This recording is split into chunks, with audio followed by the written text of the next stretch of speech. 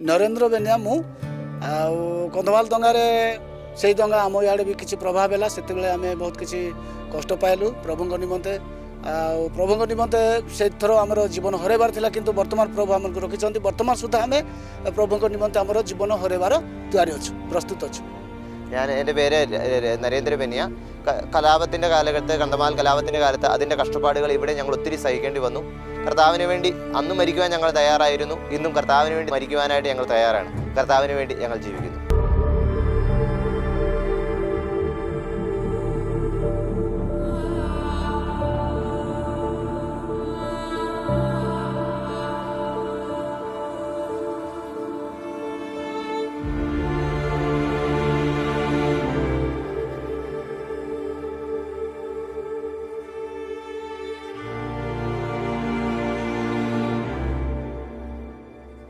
ഷെക്കേന news ഇപ്പോൾ ആയിരിക്കുന്നത് ഒഡീഷയിലാണ്.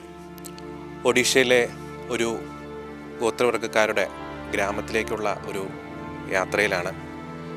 ഇപ്പോൾ നിൽക്കുന്ന ഈ ഒരു വഴി പ്രേക്ഷകർ കാണുന്നത് ഒരു ഘോര വനത്തിൻ്റെ നടുവിലാണ്. വളരെയധികം ദുർഘടം പിടിച്ച ഒരു വഴിയാണ്. ഈ വഴിത്താരകളൊക്കെ താണ്ടിയാണ് ഇവിടുത്തെ മിഷൻ വേല ചെയ്യുന്ന, ഇവിടെ പാവപ്പെട്ടവർക്കിടയിൽ മിഷൻ വേല ചെയ്യുന്ന MST വൈദികർ വളരെയധികം പ്രതിസന്ധികൾ തരണം ചെയ്ത് വളരെ ദുർഘടമായിട്ടുള്ള ഒരു സാഹചര്യത്തിൽ ദുർഘടമായിട്ടുള്ള വഴികളൊക്കെ താണ്ടി അത്തരം ഗ്രാമങ്ങളിലേക്ക് എത്തി അവരുടെ ഇടയിൽ ഈശോയ്ക്ക് വേണ്ടി മിഷൻ വേല ചെയ്യുന്നത്. നമുക്ക് അവരുടെ ആ ഒരു മിഷൻ തീക്ഷ്ണത, അവർ ചെയ്യുന്ന മിഷൻ ശുശ്രൂഷകൾ, ആ ഗ്രാമത്തിലെ കാഴ്ചകളിലേക്ക് നമുക്ക് പോകാം. തീർച്ചയായിട്ടും വളരെയധികം ഇൻസ്പയറിംഗ് ആയിട്ടുള്ള പല കാഴ്ചകളും ഇവരുടെ ഒരു വിശ്വാസ തീക്ഷ്ണതയും ഒക്കെ തീർച്ചയായും നമ്മളെ കൂടുതൽ പ്രചോദിപ്പിക്കുവാനുള്ള എല്ലാ സാധ്യതയുമുണ്ട്. ഈ ഒരു വഴി എന്ന് പറയുന്നത് നമുക്കറിയാം, ഒരു ഘോര വനത്തിൻ്റെ നടുവിൽ വളരെയധികം കല്ലും മുള്ളും ഒക്കെ നിറഞ്ഞ ഈ വഴികളൊക്കെ താണ്ടി ഈ മിഷൻ തുടങ്ങിയ ആദ്യ കാലഘട്ടത്തിലൊക്കെ ഇവിടേക്കൊരു വണ്ടിയുടെ സൗകര്യമോ ഒന്നും ഉണ്ടായിരുന്നില്ല.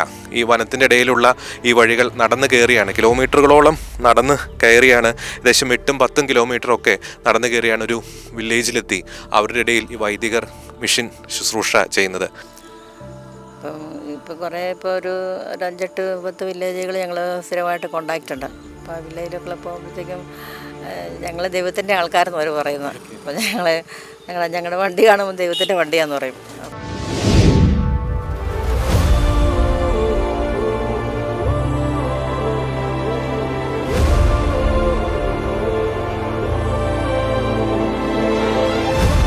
കണ്ടമാൽ അതിജീവനത്തിന്റെ വിശ്വാസ പോർമുഖം. ദൈവവചനത്തിനു വേണ്ടി, സത്യവിശ്വാസത്തിനു വേണ്ടി ജീവൻ ബലി കഴിച്ച പൂർവികരുടെ പിൻതലമുറക്കാരെയാണ് ഇന്ന് കാണ്ടമാലിന്റെ തെരുവുകളിൽ നമുക്ക് കാണാൻ സാധിക്കുന്നത്. വിശ്വാസം എന്തായിരിക്കണമെന്നും വിശ്വാസത്തിനു വേണ്ടി എപ്രകാരം ജ്വലിക്കണമെന്നുമുള്ളതിനുള്ള ഉത്തമ ഉദാഹരണമാണ് ഇവിടുത്തെ ഈ ക്രൈസ്തവ സമൂഹം. കുഞ്ഞുമക്കൾ മുതൽ പ്രായമായവർ വരെ കിലോമീറ്ററുകൾ താണ്ടിയാണ് ദിവ്യബലിയിൽ പങ്കെടുക്കുവാൻ എത്തുന്നത്. ഇത് ഇവരുടെ ഈ വിശ്വാസ തീക്ഷ്ണത തന്നെയാണ് വെളിവാക്കുന്നത്. അതുപോലെ തന്നെ വളരെയേറെ ത്യാഗങ്ങൾ സഹിച്ചുകൊണ്ട് MST വൈദികർ ഇവിടെ നടത്തുന്ന മിഷൻ പ്രവർത്തനങ്ങൾ വിലമതിക്കാനാവാത്തതാണ്. കുട്ടികളുടെ വിദ്യാഭ്യാസത്തിനും ആരോഗ്യ പരിപാലനത്തിനും ഇവിടുത്തെ സാമൂഹിക പുരോഗതിക്കും വേണ്ടി MST അച്ഛന്മാരുടെ നേതൃത്വത്തിൽ നടത്തുന്ന പ്രവർത്തനങ്ങൾ എടുത്തു പറയേണ്ടത് തന്നെയാണ്. എനിക്ക് ആത്മാക്കളെ തരിക, ബാക്കിയെല്ലാം നിങ്ങൾ എടുത്തുകൊള്ളുക എന്ന് പറഞ്ഞ് ഒരു കൈയിൽ കുരിശ് ഉയർത്തിപ്പിടിച്ചുകൊണ്ട് മറുകൈയിൽ ബൈബിളും അടക്കിപ്പിടിച്ച് ക്രിസ്തുവിന്റെ മിഷണറി ദൗത്യവുമായി ഇറങ്ങിയ വിശുദ്ധ ഫ്രാൻസിസ് സേവ്യറിനെ പോലെ കാണ്ടമാലിന്റെ നഗരത്തിലൂടെയും ഗ്രാമത്തിലൂടെയും കാട്ടുവഴികളിലൂടെയും സുവിശേഷത്തിനു വേണ്ടി ഓടി നടക്കുകയാണ് ഇവിടെയുള്ള ഓരോ വൈദികരും. 2007 ആക്രമണ സംഭവങ്ങൾക്ക് ശേഷം ക്രൈസ്തവ വിശ്വാസ വളർച്ചയുടെ പുതിയ കഥയാണ് കാണ്ടമാലിന്റെ തെരുവുകൾക്ക് പറയാനുള്ളത്. പത്രോസാകുന്ന പാറമേൽ പണിത ക്രിസ്തുവിന്റെ സഭ പീഡനങ്ങളുടെ നടുവിലും തഴച്ചു വളരുമെന്ന് ഒരിക്കൽ കൂടി ഉറക്കെ വിളിച്ചു പറയുകയാണ് ഈ തെരുവോരങ്ങളും.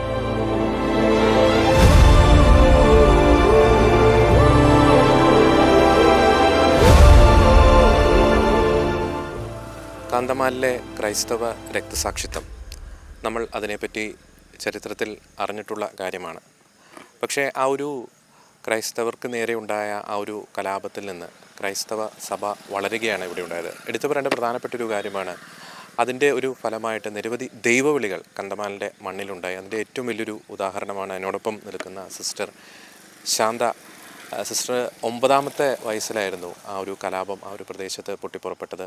അപ്പോൾ കലാപകാരികളെ ഭയന്ന വനത്തിലേക്ക് പോകേണ്ട ഒരു സാഹചര്യം. തിരിച്ചു വന്നപ്പോൾ വീട് എല്ലാം കത്തി കരിഞ്ഞ് ചാമ്പലായി പോയിരിക്കുന്ന ഒരു സ്ഥിതിവിശേഷം.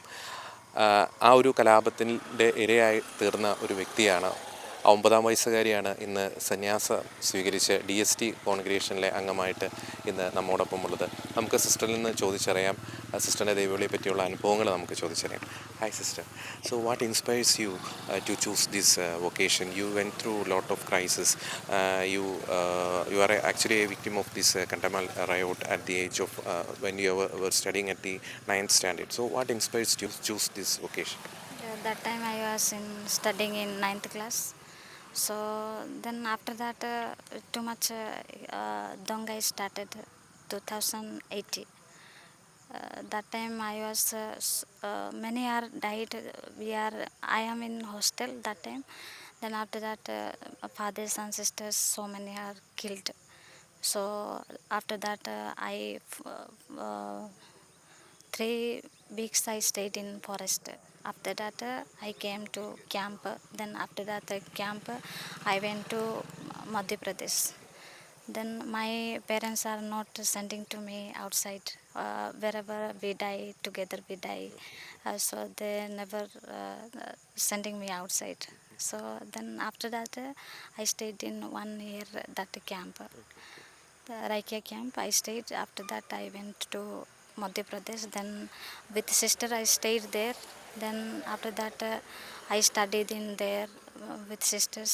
So I got many inspiration by sisters. I said I like to save God, so I joined in. Okay. That's your aim in life, right? To be a missionary of Jesus Christ, also to become a martyr for Jesus Christ. Jesus. So I like to martyr for Jesus and die for Jesus.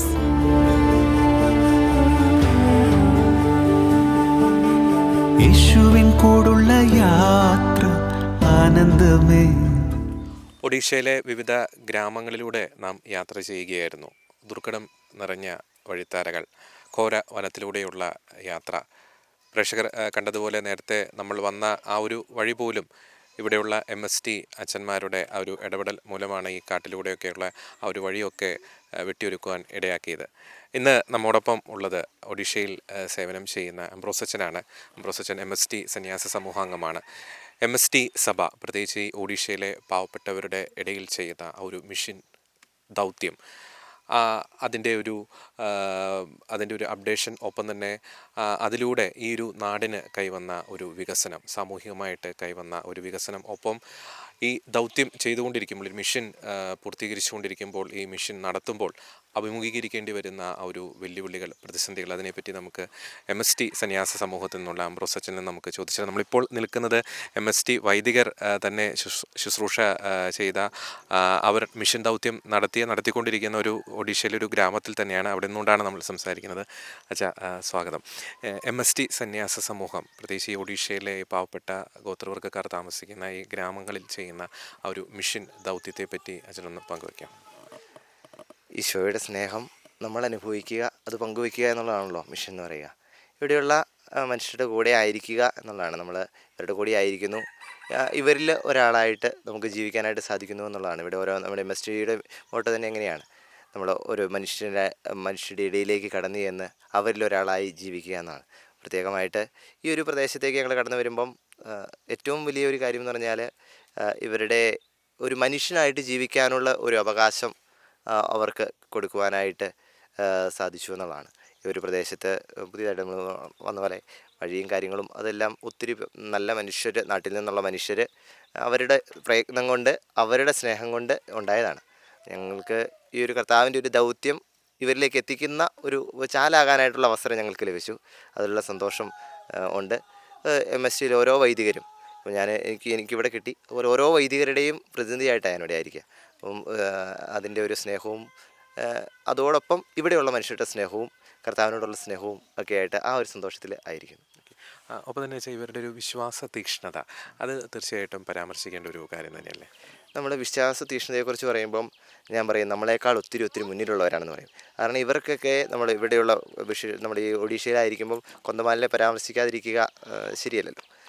അവർക്ക് ജീവനും അവരുടെ വിശ്വാസവും തമ്മിൽ choice ഉണ്ടായിരുന്നു. ജീവനും വിശ്വാസവും തമ്മിൽ choice ഉള്ളപ്പോഴെല്ലാം അവർ വിശ്വാസത്തെ മുറുകെ പിടിച്ച്. അതിൻ്റെ ഒരു പാരമ്പര്യം എപ്പോഴും ഒഡീഷയിലുണ്ട്. ഇവിടെയുള്ള ഓരോ മനുഷ്യരും ഇവിടെയാണെങ്കിൽ ഞങ്ങൾ ഇടയ്ക്ക് ഒരു രോഗിയെ ഇങ്ങനെ ആയിരുന്നപ്പോൾ ഒരു കുഞ്ഞു പറഞ്ഞു, ഒരു 8 വയസ്സുള്ള ഒരു പെങ്കൊച്ചു പറഞ്ഞു, ഇല്ല അവൻ്റെ ആങ്ങള സുഖപ്പെടുമെന്ന് പറഞ്ഞു. ഞങ്ങൾ ചോദിച്ചു, ഇവിടുന്ന് 8 കിലോമീറ്റർ നമ്മുടെ കിടക്കയിലെടുത്ത് താഴെ കൊണ്ടുപോകണം, എന്നാൽ ആശുപത്രി കൊണ്ടുപോകത്തുള്ളൂ. അപ്പം അവൾ പറഞ്ഞു ഇല്ല ആങ്ങള സുഖപ്പെടുമെന്ന് പറഞ്ഞു. അപ്പം ചോദിച്ചു എന്നാന്ന് ചോദിച്ചപ്പോൾ ഞാൻ ബൈബിള് അവൻ്റെ കട്ടിലിൻ്റെ അടിയിൽ തലയുടെ അടിയിൽ വെച്ചിട്ടുണ്ട്, ഈശോ സുഖപ്പെടുത്തുക. അപ്പം അങ്ങനെയുള്ള സിമ്പിൾ ഫെയ്ത്ത്, വളരെ ദൃഢമായിട്ട് ഉള്ള ആ ഒരു വിശ്വാസം കൊണ്ട് ജീവിക്കുന്ന ഒരു മനുഷ്യനാണ് ഇവിടെ. ഒപ്പം ഇവരുടെ ഒരു ജീവിതചര്യ അതും അറിയാൻ താല്പര്യമുണ്ട്. എങ്ങനെയാണ് ഇവരുടെ ഒരു ജീവിതചര്യയൊക്കെ? ജീവിതചര്യ എന്ന് പറയുമ്പോൾ നമ്മൾ മെയിനായിട്ട് കൃഷിയാണ്. നമ്മുടെ നെല്ല് കൃഷി ചെയ്യുന്നു, ആ നെല്ല് കൊണ്ട് ജീവിക്കുന്നു, അതാണ് മെയിനായിട്ട്. അല്ലാതെ പച്ചക്കറിയോ കാര്യങ്ങളോ, ഇപ്പോൾ നമ്മൾ കുറച്ച് കപ്പളമൊക്കെ കാണും, അതൊക്കെ കഴിഞ്ഞാൽ വലിയ പച്ചക്കറിയും കാര്യങ്ങളും ഒന്നും ജീവിച്ച് കഴിക്കുന്ന ഒരാൾക്കാരല്ല. പിന്നെ പലതരത്തിലുള്ള ചീരകൾ, സാഗോ എന്നാണ് പറയുന്നത്, ചീരകൾ നമ്മുടെ ഫോറസ്റ്റിലുണ്ട്, അതാണ് ഇവരുടെ ഒരു മെയിൻ കറി. പിന്നെ നമ്മുടെ പിന്നെ പറയുന്നത് മുതിരയും അങ്ങനെയുള്ള സാധനങ്ങളൊക്കെ നമ്മൾ കൃഷി ചെയ്യുന്നുണ്ട്, അതും ഇവർ കഴിക്കാറുണ്ട്. അവർ രാവിലെ എഴുന്നേറ്റ് ഒരു നല്ല സമയമാണെങ്കിൽ 4 മണി എഴുന്നേറ്റ് ഒരു 11 മണി വരെ ഒരു പറമ്പിലായിരിക്കും. അത് കഴിഞ്ഞ് വന്നാണ് ഒരു നേരം ഒന്ന് കഴിക്കുക, പിന്നെ ഒരു 6 മണിയാകുമ്പോൾ എന്തെങ്കിലും കഴിക്കും. അതങ്ങനെ ഒരു ജീവിതമാണ് അവരുടെ. നമുക്ക് നാട്ടിലറിയാം, നമുക്ക് എല്ലാ ദിവസവും പരിശുദ്ധ കുർബാന, നമുക്ക് ഇഷ്ടംപോലെ പള്ളികളും എല്ലാം ഉണ്ട്. അപ്പം ഇവിടെയുള്ള ഒരു പരിശുദ്ധ കുർബാന അർപ്പണവുമായി ബന്ധപ്പെട്ട ഇവരുടെ കാര്യങ്ങളൊന്നും പങ്കുവരും. ഇവരുടെ പരിശുദ്ധ കുർബാനയോടുള്ള ഇവരുടെ ഭക്തി നമുക്ക് അവർ അതിനുവേണ്ടി എത്രമാത്രം വെയിറ്റ് ചെയ്യുന്നു എന്നുള്ളത് നമുക്ക് തന്നെ ഒരു തീക്ഷ്ണത നൽകുന്ന കാര്യമാണ്. നമ്മൾ വന്ന വഴിയിലൂടെ ഇവിടെ കുർബാനയില്ല, ഞാൻ മുമ്പേ വന്നപ്പോഴും പറഞ്ഞു, നമ്മൾ വന്നു കഴിഞ്ഞ് ഇവർക്ക് വേണ്ടി ഒരു കുർബാന ചെല്ലുമ്പം ആ കുർബാനയിലുള്ളവരോടുള്ള ഇവരുടെ സ്നേഹം കാണുമ്പോൾ നമുക്ക് അതൊരു ഭയങ്കര ഇൻസ്പിറേഷനാണ്. ക്ഷീണമെല്ലാം മാറും. അത് അങ്ങനെ ഒരു പ്രത്യേക അനുഭവമാണത്. അതുപോലെ തന്നെ നമ്മളിപ്പം കുർബാനയെക്കുറിച്ച് പഠിച്ചിട്ട് കുർബാന അനുഭവിക്കുന്നതല്ല. എൻ്റെ ഈശോ എനിക്ക് റൊട്ടി തന്നു, റൊട്ടി രൂപത്തിൽ അപ്പത്തിൻ്റെ രൂപത്തിൽ എന്നിലേക്ക് കടന്നു വരുന്നു. ഇവരും ഈശോയുമായിട്ടുള്ളൊരു പേഴ്സണൽ അടുപ്പമാണ്. അത് ഇവർ ഭയങ്കരമായിട്ട് സൂക്ഷിക്കുന്നുണ്ട്. അത് കാരണം നമ്മൾ കുർബാന സ്വീകരണമൊക്കെ കഴിഞ്ഞിട്ട് കുർബാന സ്വീകരണം കഴിഞ്ഞ് ഇവർ മുട്ടാൻ നിന്ന് കണ്ണടച്ച് പ്രാർത്ഥിക്കുമ്പോൾ കാണാം, കണ്ണ് നിറഞ്ഞ് പ്രാർത്ഥിക്കുന്ന ഒരു പേഴ്സണൽ അടുപ്പം അവർ സൂക്ഷിക്കുന്നുണ്ട്. ഈ കുർബാനകൾ എല്ലാ ദിവസവും ഉണ്ടോ? എങ്ങനെയത്? ആഴ്ചയിൽ ഒരു ദിവസമാണ് സാധാരണ. ഓരോ ദിവസവും ഓരോ സ്ഥലത്താണ് നമ്മൾ ഈവനിങ്ങുകൾ കുർബാനയാണ്. അപ്പം ഞായറാഴ്ച കുർബാന 3-4 സെൻറ്ററുകളിലെ ഇങ്ങനെ പള്ളികളിലേ സാധിക്കത്തുള്ളൂ. ബാക്കിയൊക്കെ ഇടദിവസങ്ങളിൽ ആണ് കുർബാനകൾ. അപ്പം ഇടദിവസങ്ങളിൽ ഈവനിങ് ആയിരിക്കും സാധാരണ കുർബാന. അപ്പോൾ എല്ലാവരും വരും, വളരെ ഒരു ആഘോഷമായ കുർബാനയാണ്. നമ്മൾ കേരളത്തിൽ കാണുന്ന ഒരു സാഹചര്യമല്ലേ, അപ്പം ഒരു വില്ലേജിൽ നിന്ന് അടുത്ത വില്ലേജിലേക്ക് നല്ല ദൂരമുണ്ട്, ദുർഘടം പിടിച്ചല്ലേ, ആ വഴികളാണ് ഓരോ ദിവസവും വൈദികർ താണ്ടി കുർബാന അർപ്പിക്കാൻ വരുന്നത്. അതെ, അതാ പറഞ്ഞത്, നമുക്ക് ആ വഴികൾ താണ്ടി വൈദികർ വരുമ്പോൾ തന്നെ ആ വരവിലൂടെ തന്നെ ഇവർ പറയുമായിരുന്നു, ഇത് മല കയറി നിങ്ങളിവിടെ വരുന്നെങ്കിൽ കുർബാന, അതിലൂടെ തന്നെ ഇവർക്ക് കുർബാനയുടെ ഒരു അടുപ്പം ഇവർക്ക് മനസ്സിലാവും. അതിൻ്റെ നേരത്തെയൊക്കെ ഞാൻ ഓർക്കുന്നുണ്ട്, ഇവിടെ ഞങ്ങൾ ഒറ്റയ്ക്കൊക്കെ ആയിരുന്നു, ഒത്തിരി ദൂരെ നിന്ന് വൈദികർ ഇപ്പോൾ ഒരു കുർബാന മുടങ്ങാതിരിക്കാൻ വേണ്ടി, ഞാനല്ല മറ്റുള്ള അച്ഛന്മാർ 100 കിലോമീറ്ററിൽ നിന്ന് ദൂരെ നിന്ന് ബൈക്കിന് വരുമായിരുന്നു. അപ്പം മുകളിലേക്ക് അങ്ങനെയുള്ള കാര്യങ്ങൾ വരുമ്പം ഒത്തിരി സന്തോഷത്തോടെ ഇവർ ഒരു ഈശോയുമായിട്ടൊരു അടുപ്പം കുർബാനയിൽ സൂക്ഷിക്കുന്നുണ്ട്.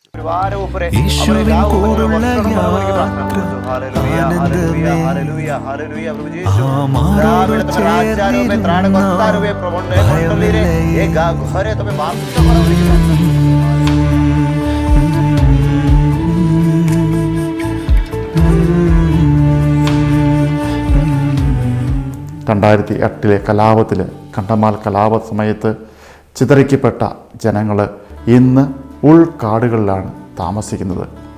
പല ഗ്രാമങ്ങളിലേക്കും കടന്നു ചെല്ലുവാൻ ഇപ്പോഴും വഴി സൗകര്യങ്ങളോ മറ്റ് കറണ്ടുകളോ ഒന്നുമില്ലാത്ത അവസ്ഥ. അവിടേക്ക് നടന്നും ഭാരമേറിയ വാഹനങ്ങളിലുമൊക്കെയായിട്ട് ബഹുമാനപ്പെട്ട വൈദികർ കടന്നു ചെല്ലുന്നു.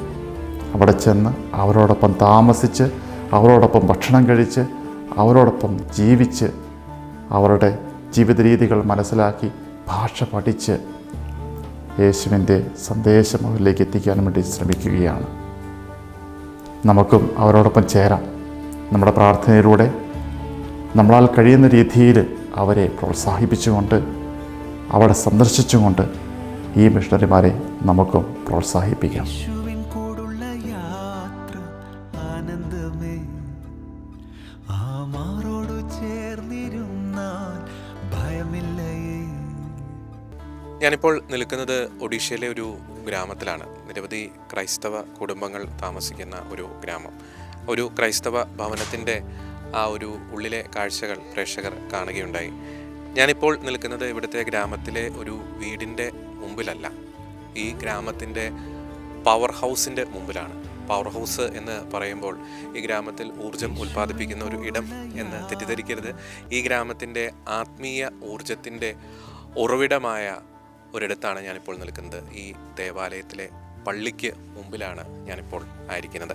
ഇവിടുത്തെ ഗ്രാമവാസികളെ സംബന്ധിച്ചിടത്തോളം, നിഷ്കളങ്കരായിട്ടുള്ള ജനങ്ങളെ സംബന്ധിച്ചിടത്തോളം തങ്ങളുടെ ഈശോയെ അനുഭവിച്ചറിയുന്നത് ഈ ദേവാലയത്തിൻ്റെ ഉള്ളിൽ വെച്ചാണ്. ഓരോ ആഴ്ചയിൽ ഒരിക്കലാണ് ഇവിടെ പരിശുദ്ധ കുർബാന അർപ്പിക്കപ്പെടുന്നത്. ആ പരിശുദ്ധ കുർബാനയ്ക്കായി ദാഹിക്കുന്ന ഒരു ജനത, ആ ഒരു ദിവസത്തെ കുർബാന പങ്കെടുക്കുവാൻ, ആ കുർബാനയ്ക്ക് വേണ്ടി ദാഹത്തോടെ ഒരുങ്ങുന്ന ഒരു ജനത. ഈ പള്ളിയുടെ കെട്ടിടത്തിൻ്റെ ആകാരഭംഗിയോ അല്ലെങ്കിൽ അതിൻ്റെ പ്രൗഢിയോ ഒന്നുമല്ല അവരെ ആകർഷിക്കുന്നത്. ഈ ദേവാലയത്തിൻ്റെ ഉള്ളിൽ ഉള്ള ഈശോയുടെ ഒരു സാന്നിധ്യമാണ്.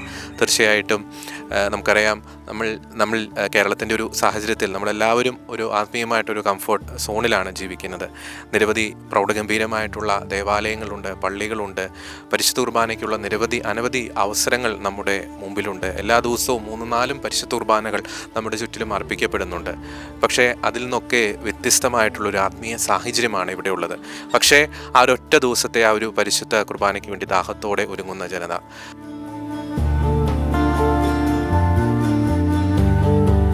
നമ്മോടൊപ്പം ഉള്ളത് DST സന്യാസ സമൂഹത്തിലെ ദയാ സിസ്റ്ററാണ്. വളരെ തീക്ഷ്ണമതിയായിട്ടുള്ള ഒരു മിഷണറി സന്യസ്തയാണ് ദയാ സിസ്റ്റർ. പ്രത്യേകിച്ച് ഈ കന്തമാൽ ഒപ്പം തന്നെ ഒറീസയിലെ ഗോത്രവർഗ മേഖലകളിലൊക്കെ വളരെ തീക്ഷ്ണമായിട്ട് മിഷൻ വേല ചെയ്യുന്ന ഒരു സിസ്റ്ററാണ്. സിസ്റ്ററിന് ഒത്തിരിയേറെ ഒരു മിഷൻ അനുഭവങ്ങൾ നമ്മോട് പങ്കുവയ്ക്കാനുണ്ട്. നമുക്ക് സിസ്റ്ററിൽ നിന്ന് നമുക്ക് ചോദിച്ചറിയാം. സിസ്റ്ററെ ഇവിടെ ഈ ഒരു ഒഡീഷയിലേക്ക് വന്ന ഒരു കാലഘട്ടം, പ്രത്യേകിച്ച് കണ്ടമാൽ അതിനോട് ചേർന്ന് കിടക്കുന്ന ഈ പ്രദേശത്തേക്കൊക്കെ വന്ന കാലഘട്ടം വളരെ ദുർഘടം പിടിച്ചൊരു മേഖലകളിലായിരുന്നു സിസ്റ്റർ മിഷൻ വേല ചെയ്തത്. ആ ഒരു എക്സ്പീരിയൻസ് ഒന്ന് പങ്കുവയ്ക്കാം. ഞാൻ 2018 ഡിസംബർ ലാസ്റ്റിലാണ് ഞാൻ ഒറീസ മിഷനിൽ വരുന്നത്. അപ്പം എനിക്ക് നേരത്തെ തുടങ്ങി ഭയങ്കര ആഗ്രഹമായിരുന്നു ഈശോ അറിഞ്ഞിട്ടില്ലാത്തവർക്ക് ഈശോയെ കൊടുക്കുക. എൻ്റെ വൊക്കേഷൻ അത് തന്നെയാണ്.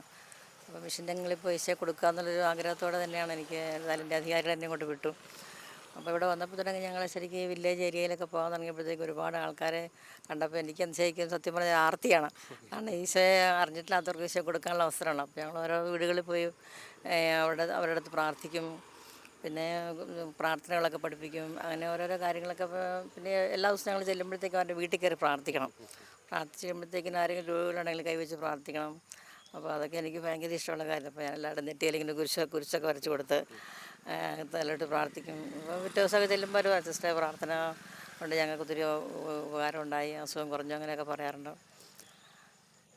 ഇപ്പം കുറേ ഒരു 5-8-10 വില്ലേജുകൾ ഞങ്ങൾ സ്ഥിരമായിട്ട് കോണ്ടാക്റ്റ് ഉണ്ട്. അപ്പോൾ ആ വില്ലേജിലൊക്കെ പോകുമ്പോഴത്തേക്കും ഞങ്ങൾ ദൈവത്തിൻ്റെ ആൾക്കാരെന്ന് അവർ പറയുന്നത്. അപ്പോൾ ഞങ്ങളുടെ വണ്ടി കാണുമ്പോൾ ദൈവത്തിൻ്റെ വണ്ടിയാണെന്ന് പറയും. അപ്പോൾ ശരിക്കും ഞങ്ങളെ കാത്തിരിക്കുന്ന ആൾക്കാരാണ്. സത്യം പറഞ്ഞാൽ തന്നെ ഇടയനില്ലാത്ത ആടുകൾ എന്നുള്ളൊരു നമുക്ക് വചനത്തിൽ പോകുമ്പോൾ അപ്പോൾ നമുക്ക് വേണ്ടി കാത്തിരിക്കുന്ന ആൾക്കാരാണ്. അപ്പോൾ അവരുടെ അടുത്തേക്ക് എല്ലാവരും എനിക്ക് ഒത്തിരി സന്തോഷമുണ്ട്. അങ്ങനെ പോയിക്കൊണ്ടിരിക്കുന്നു ഇപ്പോഴും. അപ്പം സിസ്റ്റർ, ആ ഒരു കാലഘട്ടത്തിൽ അങ്ങോട്ടേക്ക് കൃത്യമായിട്ടുള്ള വഴികളൊന്നും ഉണ്ടായിരുന്നില്ല. അപ്പോൾ വനത്തിലൂടെയൊക്കെ ഒറ്റയ്ക്ക് ഇങ്ങനെ ദുർഘടം പിടിച്ച വഴിയിലൂടെയൊക്കെ യാത്ര ചെയ്തതായിട്ട് കേട്ടിട്ടുണ്ട്. ആ അനുഭവങ്ങളൊന്നും പങ്കുവയ്ക്കുക. വഴി ഇപ്പം ഞങ്ങൾ 2 വില്ലേജിലേക്ക് വഴി തീരെ കുറവാണ്. മറ്റേ വില്ലേജിലേക്ക് അത്യാവശ്യം വണ്ടി പോകും. അപ്പം വടപ്പത്താര സിക്ലാന്ന് 2 വില്ലേജുണ്ട്. അപ്പോൾ ആ വില്ലേജുകളിലേക്ക് ഞങ്ങൾ നടന്നു പോകുമായിരുന്നു.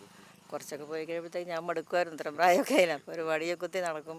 പക്ഷെ അവിടെ ചെന്ന് കഴിയുമ്പോൾ ആൾക്കാർക്ക് ഭയങ്കര സന്തോഷം. സിസ്റ്റർ ഇത്രയും പ്രായത്തിലും വരുന്നുണ്ടല്ലോ എന്ന് പറഞ്ഞു. മല കയറിയാണ് പോകുന്നത്. ഒരു ആനയൊക്കെ ഉണ്ടെന്നൊക്കെ അവർ പറഞ്ഞു. ഞങ്ങളിതുവരെ കണ്ടിട്ടൊന്നുമില്ല. അങ്ങനെ ഞങ്ങൾ കയറിപ്പോകും. അത് മടുപ്പൊന്നുമില്ല. ഞാനൊരു 1-1.5 മണിക്കൂർ, ആൾക്കാരൊക്കെ അരമണിക്കൂർ കൊണ്ട് നടന്ന് കയറും. പക്ഷെ ഞാൻ 1-1.5 മണിക്കൂറിൻ്റെ കയറി അവിടെ ചെല്ലും. അവിടെ ചെന്ന് കഴിഞ്ഞാൽ ആൾക്കാരുടെ കൂട്ടത്തിൽ ശരിക്കും നമുക്കൊരു ഭയങ്കര സന്തോഷമുള്ളൊരു കാര്യമാണ് ചെല്ലുന്നത്. അങ്ങനെ മല കയറിപ്പോകുന്നതിന് മടുപ്പൊന്നുമില്ല. വല്ലാത്തൊരു ആവേശമായിരുന്നില്ല ഈശോയ്ക്ക് വേണ്ടിയിട്ട്. അത് ഞാൻ ഈശോയിലേക്ക് ആൾക്കാരെ ആകർഷിക്കുക എന്നുള്ളത് എനിക്ക് ഭയങ്കര എൻ്റെ ഒരു ഉള്ളിൻ്റെ ഉള്ളിൽ എപ്പോഴും ഒരു ആഗ്രഹമാണ്.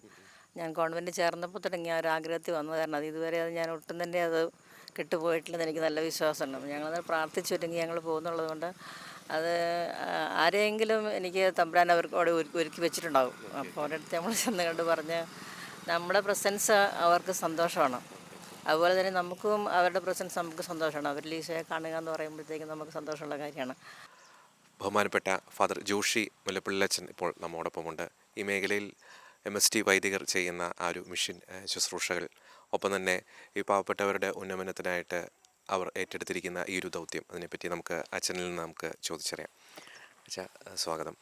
പ്രത്യേകിച്ച് നമുക്കറിയാം ഈ ഒരു മേഖല എന്ന് പറയുന്നത് വളരെ ഒരു അവികസിതമായിട്ടുള്ളൊരു മേഖലയാണ്. പക്ഷേ അവിടെ വലിയൊരു ദൗത്യമാണ് MST വൈദികർ ഏറ്റെടുത്തിരിക്കുന്നത്. പാവപ്പെട്ടവരുടെ ഉന്നമനത്തിനായിട്ട് അവരുടെ ജീവിത നിലവാരം ഉയർത്തുവാൻ വേണ്ടിയിട്ടൊരു മിഷൻ വേല തന്നെ ഏറ്റെടുത്തിരിക്കുന്നു. ഏതെല്ലാം മേഖലകളിലാണ് ഈ ദൗത്യം മുന്നോട്ട് പോകുന്നത്?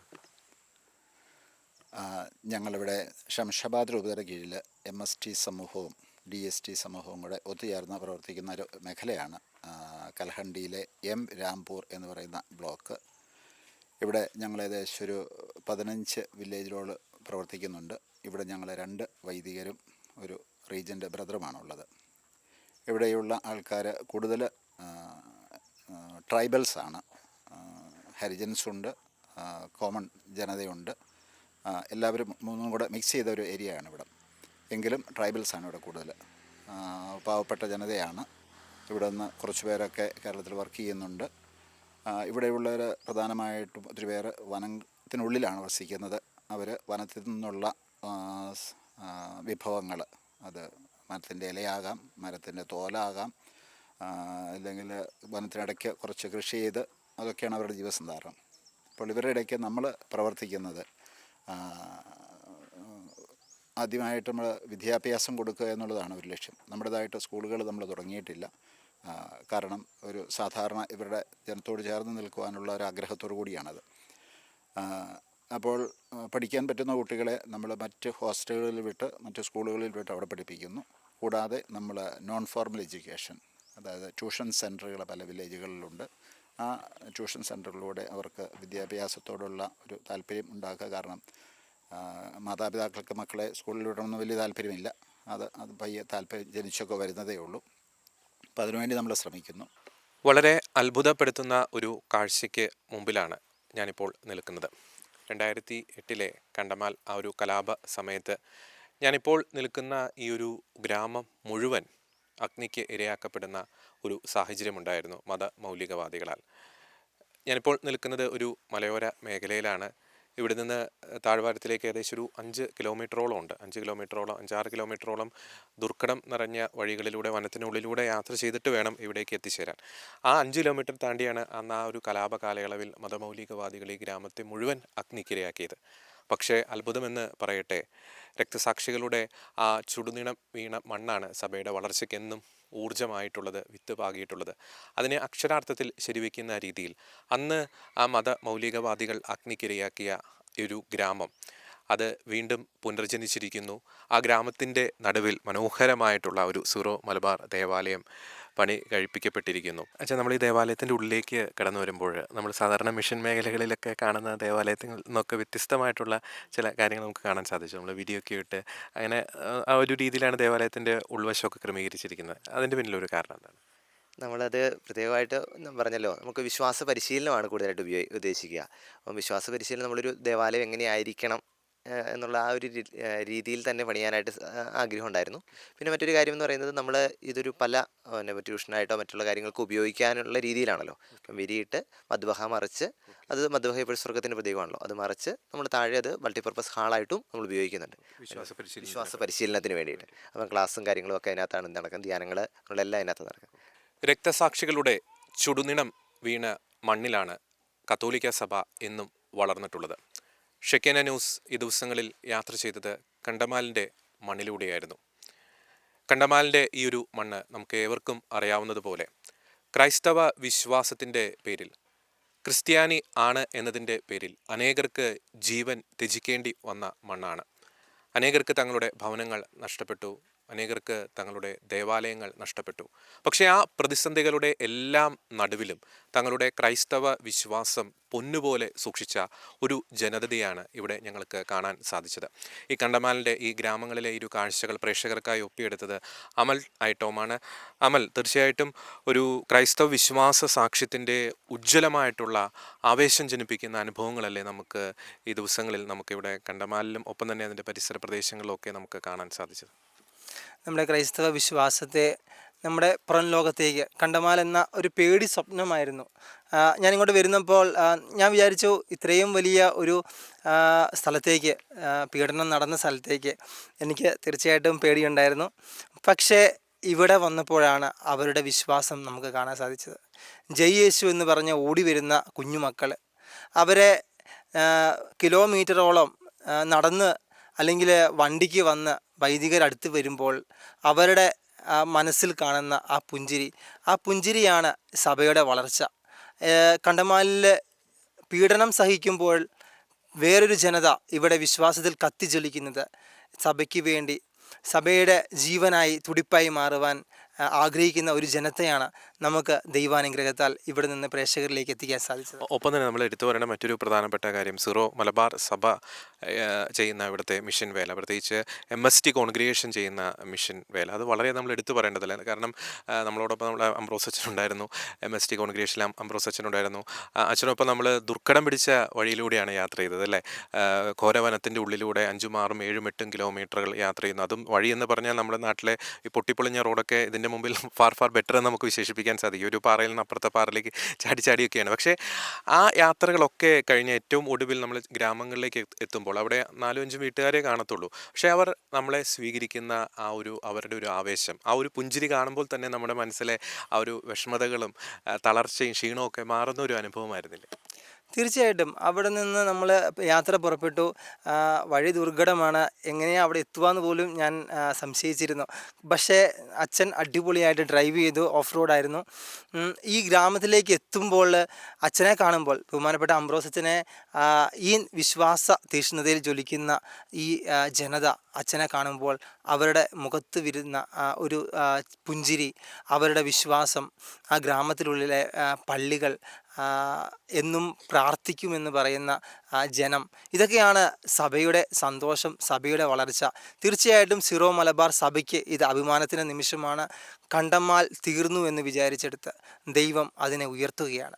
ഒപ്പം മറ്റൊരു പ്രധാനപ്പെട്ട കാര്യം കൂടി പ്രേക്ഷകർ മനസ്സിലാക്കേണ്ടത്, ഈ നമ്മൾ കടന്നു ചെല്ലുന്ന ഗ്രാമങ്ങൾ ഒക്കെ എന്ന് പറയുന്നത് വളരെ പാവപ്പെട്ട ജനതതി താമസിക്കുന്ന ഗ്രാമങ്ങളാണ്. അവരുടെ വീടുകൾ എന്നൊക്കെ പറയുന്നത് നമുക്കത് ഒറ്റമുറി വീടാണ്. ചിലരുടെ വീടുകളൊക്കെ ഓല മേഞ്ഞിട്ടുണ്ട്, ചിലരുടെ വീടുകളൊക്കെ ഷീറ്റൊക്കെ ഇട്ടിട്ടുണ്ട്. പക്ഷേ ആ ഒരു ഒറ്റമുറി വീട്ടിലും അവർ തങ്ങളുടെ വിശ്വാസത്തിന് കൊടുക്കുന്ന ഒരു പ്രാധാന്യം അത് നമ്മൾ കാണേണ്ടത് തന്നെയാണ്. ആ ഒറ്റമുറി വീട്ടിലും അവരുടെ ഏറ്റവും പ്രൈമായിട്ടുള്ള ആ ഒരു മുറിയുടെ ആ ഒരു പൊസിഷനിൽ രൂപക്കൂട് സ്ഥാപിച്ചിരിക്കുന്നു. രൂപക്കൂട് എന്നൊക്കെ പറയുമ്പോൾ പ്രേക്ഷകർ തെറ്റിദ്ധരിക്കരുത്, അവർക്ക് തങ്ങളുടെ വൈദികരും സന്യസ്തരും ഒക്കെ കൊടുത്ത ഈശോയുടെയും മാതാവിൻ്റെയും തിരുക്കുടുംബത്തിൻ്റെയും ഒക്കെ പടങ്ങളാണ് അവർ രൂപക്കൂടായിട്ട് മനോഹരമായിട്ട് അലങ്കരിച്ചിരിക്കുന്നത്. പലപ്പോഴും അവർ ആ രൂപങ്ങളുടെ മുമ്പിൽ വന്ന്, ആ തിരുസ്വരൂപങ്ങളുടെ മുമ്പിൽ വന്നിരുന്ന് പ്രാർത്ഥിക്കുമ്പോൾ അവരുടെ കണ്ണുകൾ നിറയുന്ന ഒരു കാഴ്ച അല്ലേ. ഒപ്പം അവരുടെ പള്ളികളാണ് എടുത്തു പറയേണ്ടത്. നമ്മൾ ആ പള്ളികൾ കാണുമ്പോൾ ഇത് കെട്ടിടമാണോ എന്ന് പോലും നമുക്ക് സംശയം തോന്നും. പക്ഷേ അതിൻ്റെ ഉള്ളിൽ നിന്നും അവർക്ക് കിട്ടുന്ന ഒരു ആത്മീയ ഊർജം എന്ന് പറയുന്നത് പറഞ്ഞറിയിക്കാനാകാത്തതാണ് അല്ലേ. തീർച്ചയായിട്ടും വിശുദ്ധ കുർബാനയ്ക്ക് വേണ്ടി വെമ്പൽ കൊള്ളുന്ന ഒരു ജനത. അംബ്രോസ് അച്ഛൻ്റെ ഒരു മിഷനറി യാത്രയിൽ നമുക്കും പങ്കുകാരാകാൻ സാധിച്ചു. ഞാനതിൽ കണ്ടതിൽ ഏറ്റവും വലിയ മനോഹരമായ ഒരു ചിത്രം എന്ന് പറയുന്നത്, അവർക്ക് കുർബാന കൂടണം, കുർബാനയിൽ കേന്ദ്രീകൃതമായ ഒരു ജീവിതം, ബൈബിള് വായിക്കണം. ചില അനുഭവങ്ങൾ പറയുകയുണ്ടായി, ബൈബിള് എൻ്റെ മകളുടെ അടുത്ത് വെച്ചാൽ എൻ്റെ മകൾ സൗഖ്യപ്പെടും. ഇതൊക്കെ കാണുമ്പോൾ നമ്മുടെ വിശ്വാസം എവിടെ എത്തിച്ചേരണമെന്ന് നമ്മളോട് ഈ ജനത പറയുകയാണ്. അത് തന്നെയാണ്. കാരണം അമൽ പറഞ്ഞത് വളരെ പ്രധാനപ്പെട്ട ഒരു കാര്യമാണ്. അവർക്കൊരു പരിശുദ്ധ കുർബാന കിട്ടുന്നത് ആഴ്ചയിൽ ഒരിക്കൽ മാത്രമാണ്. അതിനുവേണ്ടി അവർ ദാഹിക്കുകയാണ് പരിശുദ്ധ കുർബാനയ്ക്ക് വേണ്ടിയിട്ട്. വളരെ പ്രധാനപ്പെട്ട ഒരു കാര്യമെന്ന് പറയുന്നത് സഭയുടെ വളർച്ചയാണ് ഈ മക്കളുടെ മുഖത്ത് നിന്ന് നമുക്ക് കാണാൻ സാധിക്കുന്നത്.